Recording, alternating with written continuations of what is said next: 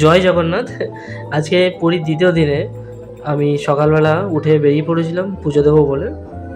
মন্দিরের সামনেটা চলে আসি, একটু সকাল সকালই এসেছিলাম, তবুও এসে দেখি অনেকটাই ভিড়। তবে রৌদ্রও ছিল প্রচণ্ড, জ্বালা করছিল পুরো শরীর।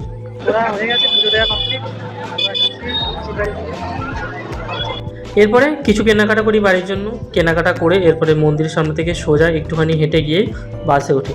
তবে এখানকার বাস ভাড়া থেকে আমার বেশ ভালো লাগলো। এসি বাস মাসির বাড়ি পর্যন্ত যাবে, দুজনের গাড়ি ভাড়া মাত্র 10 টাকা। তো ওখান থেকে বাস স্ট্যান্ডে নেমে 50 মিটার মতো হেঁটে মাসির বাড়ি আছি।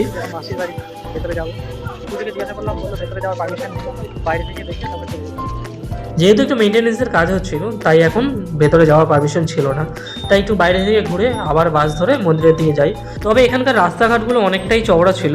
মন্দির থেকে মাসিবাড়ি পর্যন্ত 3 কিলোমিটার রাস্তা, আর রাস্তার দুপাশের বিল্ডিংগুলো সব একই কালার ছিল।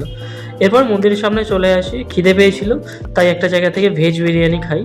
বিরিয়ানিটা বেশ ভালো খেতে ছিল, তবে রায়তাটা ভালো ছিল না। তারপরে একটু সমুদ্রের ধারে যাই।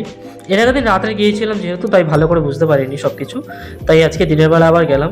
এই দেখুন দিনের বেলা সমুদ্রের সৌন্দর্য। তবে প্রচণ্ড রৌদ্র ছিল, আমার সামনে একজন অসুস্থ হয়ে পড়েছিলেন। আর এদিকে আমরা রুম ছেড়ে দিয়েছিলাম, তাই স্নানও করতে পারিনি। সমুদ্রের পাড়ে এসে একটুখানি সময় কাটিয়ে তারপরে আবার বেরিয়ে পড়ি। এরপর কিছু সমস্যার কারণে আমরা তাড়াতাড়ি করে বাড়ি ফেরার সিদ্ধান্ত নিই। যদিও পরের দিন সকাল 6টার সময় আমাদের কনফার্ম সিট ছিল, তাও আমরা রানিংয়ে চলে আসি। পুরী থেকে খড়গপুর পর্যন্ত দাঁড়িয়ে দাঁড়িয়ে পুরো পা ফুলে গিয়েছিল। খড়গপুর থেকে আবার লোকাল ধরে হাওড়ায় আসি পরের দিন সকালবেলা। এরপরে ওখান থেকে লোকাল ধরে আবার বাড়ি আসি। আপনাদের মতামত কমেন্টে অবশ্যই জানাবেন। ভিডিওটি ভালো লাগলে লাইক, কমেন্ট, ফলো করে সাবস্ক্রাইব করে সাপোর্ট করবেন।